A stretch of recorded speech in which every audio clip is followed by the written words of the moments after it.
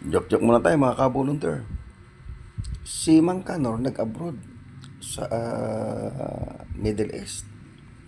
Ang kanyang kontrata 5 taon. Nung pagdating ng 3 taon, tumawag siya sa asawa niya. Mahal, kumusta na? Ang hirap tawagan niya sa lugar natin. Ang hirap ng signal, kaya hindi ako masyado makatawag. Eto, okay naman. Uy, natanggap mo na ba yung padala kong pera? Oo naman. Alalahanin mo, 3 taon kong inipon yan.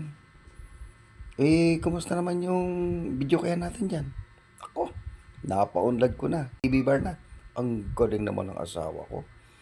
Kumusta naman yung mga alaga nating hayop? Yung mga kamamanukan natin, ginawa ko ng poultry. Wow, talaga naman. At hindi lang yun, nakagawa na rin ako ng farm. Kaya dumami na yung alaga natin. Ang galing naman ng asawa ko. Kaya ikaw talaga yung ginusto ko. Talagang maaasahan ka. Kumusta naman yung 3 anak natin? Ayun, 5 na. Tinulungan tayo ni pare. Ang tagal mong umuwi. Joke lang po, joke lang.